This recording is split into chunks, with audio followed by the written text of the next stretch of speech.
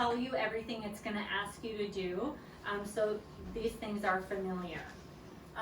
Now I'm going to start by drawing your attention to a switch or a lever in the back here. This lever has two pictures and two positions in which it can be in. And one of the pictures looks like this bag with a hand on it, and the other looks like these bellows, and that's the ventilator. So the two options are to be the bag or to be the ventilator.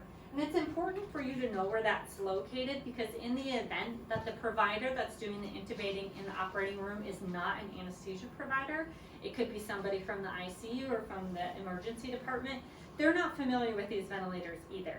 And so they're familiar with the regular ICU ventilators, and they're going to be looking on this screen for a way to start the ventilator, and there's no option.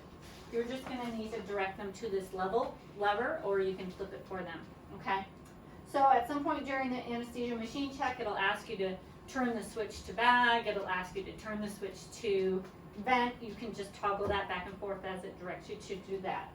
One of the other instructions is to turn the APL valve to between 30 and 70. You just twist this knob. This is the indicator right there. At another point at the very end, it tells you to make sure that the APL valve is at minimum. You just do it like that. At one point, it will ask you to make sure the Y connector is open. This is called the Y connector. This is open. Then it will ask you to make sure the Y connector is closed. There's a little knob or button over here right next to these tubes that you can slide the Y connector on, and that will close the Y connector, okay? Lastly, in the beginning, it will ask you to calibrate the flow sensors, and that can be done right here. So there's this turquoise colored switch or lever that you just pop open, and you just disengage these flow sensors. It's kind of like zeroing, and you just do that for a few seconds, and then you push it back in there and close that lever, and now you have sufficiently calibrated the flow sensors, okay? So the machine is pretty smart, super self-sufficient. It just needs you to switch a couple levers, turn some knobs, and it'll go through the entire machine check itself. More than likely, you'll get to the end, you'll have passed, okay? If you don't, something fails, you can't figure it out, again, pick up your phone, ask for some help.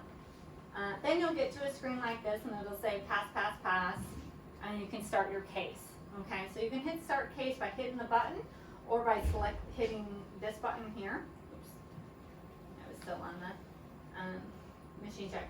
Then this screen will come up. I'm just going to draw your attention to one thing that's unique about Mission Bay is that all of the monitors default to pediatric. So you're going to want to change this. And the reason you're going to want to change this is because it actually influences the gas setup. So for adults, the default gas setup is blend of oxygen and air, and for pediatrics, the blend is oxygen and nitrous. So it's not the end of the world if you miss that step and you accidentally hit start and proceed forward. I'll show you how to fix that later, but it's just, you know, a little less work for you if you do it from out of the gate. The other thing is that where it says age and weight here, you don't need to worry about that. That's more pertinent when we're calculating anesthetic gas doses, which you shouldn't be doing. So you can just skip that and just hit start case now. Let me just connect our patient. So I'm going to go through the ventilator now. Another good new piece of news is that all of the anesthesia machines here at Mission Bay are the same.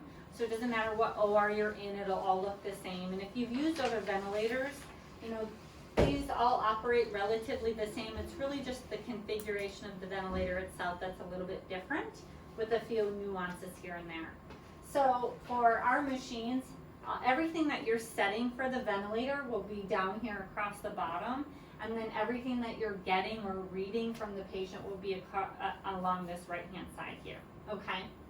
So this very first button over here is the FiO2, and one of the major differences between the ICU ventilators and our ventilator is that we do not have the 2-minute 100% FiO2 button that they have. So if you have a patient that is on a lower FiO2 and you're going to be doing a intervention on that patient that is going to increase their oxygen demand, then you're going to have to manually increase their FiO2, and I'm going to show you how to do that. So if you have a patient, say they're on 60%, so this is what we set it at, and you can look over here, and it will tell you what's actually being delivered. And so if you need to increase it to 100%, there's two ways. You can either just tap the button like you saw I just did a minute ago, or you can just start rollering this knob over here, and it will highlight all of the boxes that you can select, and you can make a change that way. Now, if you go to make a change and you say I turn it up but I didn't confirm it, it will not make that change. So in a minute, it will start alarming and asking, did you want to confirm? And while that might seem annoying, it's also kind of helpful because you might accidentally push buttons. Say you go to move the screen. I do this all the time, and I push my thumb on there, and then, oh, I didn't actually mean to make a change. Then if I do absolutely nothing, it will default to what was previously set. While I'm saying that, at the same time, if you accidentally hit any of these buttons anywhere and you didn't mean to, and you want to just go back to how the normal screen, you can hit this little home button, and it'll revert to whatever setting you previously had, and not what you accidentally pushed. So after you increase it to 100%, then you're just going to want to look over here at this FiO2 to make sure that it's actually gets to the high 90s before we start your 2-minute pre-oxygenation series, okay? And then after you're done, unfortunately, you have to remember to turn the FiO2 back down. This next button here is the total flows. Don't worry about what that number is so much. It's going to probably be manipulated by the providers, but it doesn't really have a direct impact on the flow that you're providing. Just know that it could say 12, it could say 15, it could say 2. It's really will be driven by the amount of drive that the patient's requiring, and that is also influenced by what mode they're in. Now this next button right now is kind of grayed out, and it says insert cassette. That's ideally what you want to see. But if you're coming in and you're the first person that's setting up this machine, more than likely you'll see this button highlighted and it says off right now. That's the anesthetic gases. Hopefully you're not providing any anesthesia to these patients, and if you're worried about accidentally giving the room or the patient some anesthesia, you can just remove the anesthetic gas. I'm going to show you how to do that. So this is the anesthetic gas here, and it could be blue, it could be yellow, or it could be purple. It's just dependent on what type of gas was left in there used by the last person. So to get this out of the circuit, you're just going to turn this switch so that it's vertical, and there is a picture up here on top of this handle that tells you how to unlock it. Then there's a trigger release. Right here, you just squeeze it and it will disengage. And you, while keeping it level, can put it down here in this placeholder, and then it's completely removed from the circuit. If this is already occupied, if there are 2 gases down here, you can put it on a flat surface anywhere else if you just want to make sure it's out of the system and you don't accidentally anesthetize anybody. The next thing here, it says gas setup, and I'm just going to show you this in case you accidentally proceeded and it was the patient set as pediatric. Then if that's the scenario, you'll see in this second slot here where it says other gas, it'll say N2O. You'll just want to come here, you can click that, or you can use this roller button and switch it back to air. And then that way, anytime the FiO2 is less than 100%, it will supplement, it will mix that oxygen with air, not with nitrous. This next section is all your ventilator settings. So I'm going to push this first button. This first button is your mode. And these are all the different modes that you might see or that the ventilator can provide. The most likely mode that you will be seeing on these patients is this PCVBG. That's pressure control ventilation volume guarantee. And this is really kind of a super mode. It is a combination of the pressure control ventilation and the volume control ventilations that we're used to seeing on the regular ICU ventilators. And it's really nice because you can deliver a set volume, tidal volume, while honoring a specific peak pressure without exceeding that peak pressure, and it will like auto adjust the rest of the settings to achieve those goals. And that setting is really appropriate for patients that don't have their own respiratory drive. Maybe they're paralyzed, or they're just that sick, or they're that sedated, and requiring full ventilatory support. It will not support their own initiative. So if you have a patient that is starting to breathe on their own, or is starting to make some effort, then more than likely you'll see that patient on an SIMV type mode. And those are all the synchronized intermittent mandatory ventilation modes. This machine has 3 varieties of SIMV, and the difference really is just how you're choosing to support the patient when they're making their own effort, and can be with pressure or with volume or with both. And then lastly, this one down here at the bottom, it's called PSV Pro, and that is a ventilation mode that you would use on a patient that is getting really close to maybe getting extubated, or not requiring as much oxygen. They have their own respiratory drive. We're just providing some pressure support until they're ready to not need the ventilator anymore. And I'm pointing this out to you not only because who knows what your patient's going to be on, but also what mode they're in determines how the machine prioritizes the information that's in these boxes. So when it's a synchronized or a pressure control mode, this first box will be the pressure support that the machine is offering, versus when it's a volume control or the combination mode, it's the tidal volume. So if a change has been made, hopefully it's been communicated to you, but if not, and it seems like the numbers were wildly different before you went to break and then when you came back from break, just see if the mode has changed, and that might be why the information is looking so different to you. The next one is your respiratory rate, then your I to E ratio, then your PEEP. Those are all things that you can set. You can also go into more settings, and this is where your Pmax can be set. I wouldn't worry so much about the rise rate as far as things that you might be expected to manipulate. Over here on the right hand side, this is where we're going to just start going over the information that you're getting back from your patient based on what you've set for them. So this top number here is the peak pressure, and normally in ICU patients we would expect their peak pressure to be less than 30. But in these patients, if they are COVID patients or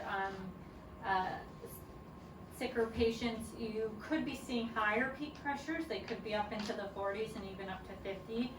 Just make sure that you are aware of what type of peak pressure they've had or they're expecting to have if it's a brand new intubation, and that if there are major changes. Not so much if the peak pressure has gone down, but if the peak pressure is increasing, you're going to want to let somebody know about that. And in a minute, I'll go through the alarm setup, and that can help kind of guide you with those peak pressures too. This one over here is the average pressure throughout the respiratory cycle. Not priority number for you to pay attention to, but you can just be aware that that's what that means.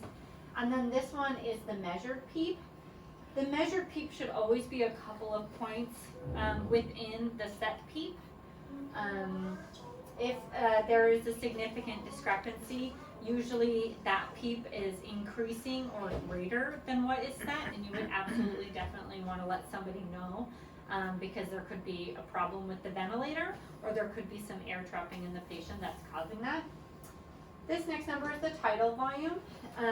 Now, normally there can be a discrepancy between the tidal volume that is set and what's being measured of about 50, and that's a variation that can just happen from the corrugated tubing and all of the connections that we have. That would be totally acceptable, but a discrepancy of 100 or more is not acceptable, and that can be indicative of a circuit leak.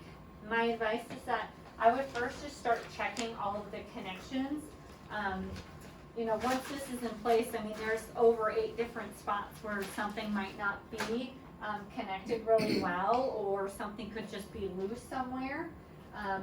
So you're just going to want to check all of your connections. Another thing is that this sample line right here, this is what measures your end-tidal CO2. There's a lot of different places where this can be connected. It can be connected here, it can be connected here, and once your inline suction is in place, it can be connected there. And all of those are fine. It doesn't matter which one it's connected to. It's just that whatever spots it's not connected to needs to remain capped or covered. So if this is over here, then make sure one of those white caps is screwed on there, or a piece of tape or whatever, just to make sure that it's occluded, because that could be where your air leak is. And then lastly, if you check your circuit and everything seems to be nice and tight and there doesn't seem to be any leaks there, take a quick listen to your patient. It might be that they are having a cuff leak and they might need a little bit more air put into their cuff. If you check your circuit and you check your patient and there's no evidence of a leak anywhere, but your tidal volume difference is still greater than 100, that's when you want to pick up the phone and call somebody and have them come and check it out. There might be a problem with the machine or with the equipment itself. Now, I know I told you less than 50 is normal and more than 100 is a problem, and I left this gray zone in the middle of 50 to 100, and that's when you're just going to have to use your clinical critical judgment to determine whether or not it's something you need to escalate. Obviously, if your patient is desatting and they're not tolerating it, you'll need to troubleshoot a lot faster, get some help in. But if it's consistent breath to breath and it's 65 every time and they seem to be tolerating it just fine, and their O2 stats are just fine, then maybe it's something you let the staff know. So if they wanted to adjust the tidal volume to take that into account, they can, but you don't have to necessarily overhead page for assistance at that point. This little button right here is your minute ventilation. That's your respiratory rate times your tidal volume. Underneath that is your end-tidal CO2, and you will have a waveform here for that as well. All of this stuff in the middle is just like a graphic display of the numeric information that you're getting on the outside. And so you'll have that reading there, and then this little number over here, it says FI, and that is the FI CO2.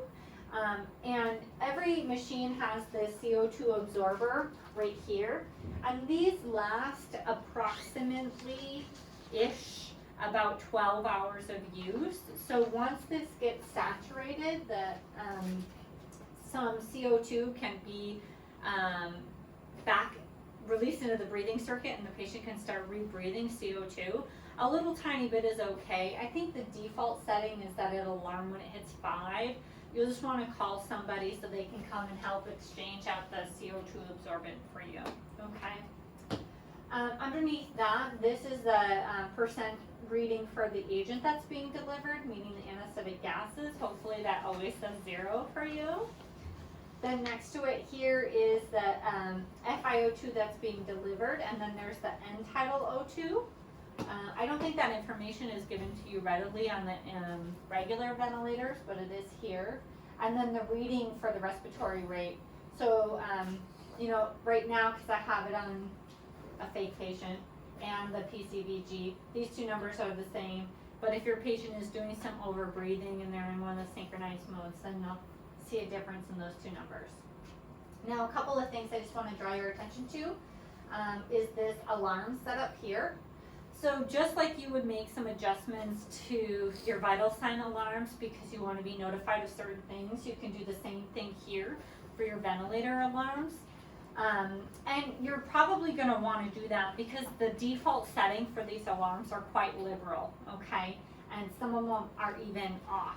So if you want to be notified of a low tidal volume, then you need to make that adjustment in here manually, okay? Another thing is that say I come in, I take over for Rosa, and I notice wow, my peak pressure, it keeps alarming at 41. It's alarming, it's alarming. I don't remember if she told me what the patient's peak pressures have been running. Of course, Apex is not working right now. I can look it up there. You can always click this trends button right here. And the trends will keep keeps a record of all of the settings and readings for up to 4 hours. So you can hit this next page until you get to the page with the information on it that you are looking to review. So I'm specifically worried about what their peak pressure is. So I could look here and see, oh, it's been at 41. Oh, she must just been hitting the silence button every 90 seconds all day today. Or no, this is different. Looking at the patient, I have troubleshooted it. They don't have any secretions. They're not coughing, bucking. This is a change I can call and let somebody know. But with any of the changes, or you want to look at any patterns, you can always go to trends and see what things have been. Or maybe when one change was been, you're like, they're only statting 85% now. They were doing better. Oh, somebody changed my FiO2. Oh, they made that change 20 minutes ago. Oh, okay, this is making sense. Those kinds of things. But I'm just going to go back up here to the alarm setup. So I don't want to hit this audio pause every 90 seconds for the next 11 and a half hours of my shift. So I can go to alarm setup, and I can just change this Pmax maybe to 42 since I know they're hovering right around 40. And then I'll get alarmed or alerted when there's actual change, not when they are status quo. Okay, so that's kind of the ventilator part in a nutshell. Up here is your regular monitor. Just like the vent, you're going to want to make sure that the regular monitor is set to adult, because otherwise it'll bring up the PD profile with the PD norms, etc. Which again, not the end of the world. It's just you have to go in there and make a lot more manual changes for appropriate alarms. And speaking of alarms, often when you start these systems, you might notice that there's an alarm bell up here with an X across it. Mm-hmm. If you see that, that means that none of the alarms are on. We really advise against that. So ideally, you'd go to alarm setup, go to audio visual, and hit this none. None actually means all are on. So it's a little opposite wording, but that's what it means. You want to turn it to none. And then so you don't get alarm fatigue, you can individually change the alarms that kind of are more curtailed to your patient. Same thing as trends down here. If you wanted to look at how your patient has been doing, have they been tacky all day, you can go back for as long as you need to see what their vital signs have been there, to see if it's been a change or not, if Apex isn't working. Also over here, when this boots up, you can always turn this little Massimo machine on, and the SpO2 will show up there, and that's fine. But if you want the information to slave into the computer, then this brain needs to be on. And if you hit this little gear button down here, you can scroll over and hit the trends there, and you can see the trends of the SpO2 there. But oftentimes, I think it will also retro pull it back this direction as well. But between the three options, trends here, trends there, and the trends here, you should be able to get any information looking back at your patient if for some reason Apex wasn't working or it wasn't pulling it over. So that's kind of all of the screens. Just kind of to quickly show you over here, this is where all your cables are coming from, and just regular monitors. Now, if your patient is COVID, it's possible that the items that I'm about to show you in these drawers will change or not be there. They might purge everything so that things aren't getting wasted and thrown away unnecessarily. But this second drawer usually has extra cables, extra blood pressure cuffs, those kinds of things if you're looking for them or needing them. And usually a peripheral nerve stimulator as well if your patient is on a paralytic.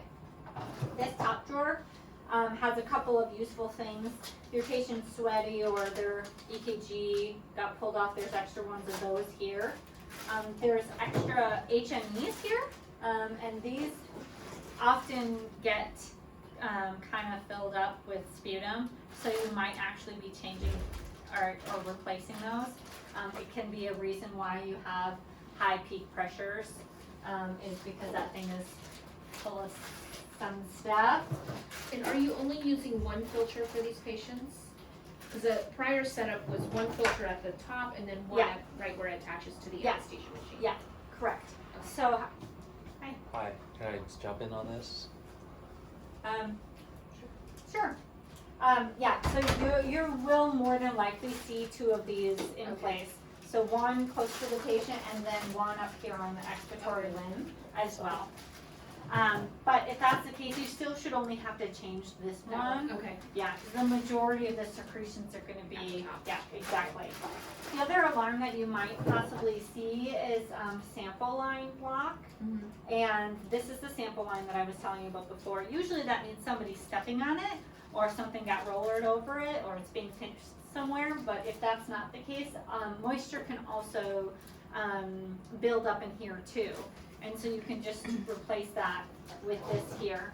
And then usually in one of these drawers, there's always a flashlight as well. Hopefully the power doesn't go off on you on half of everything else, but if it does, that's where you can find that. And then lastly, in this bottom drawer, I just want to draw your attention to this is the extension tubing for oxygen.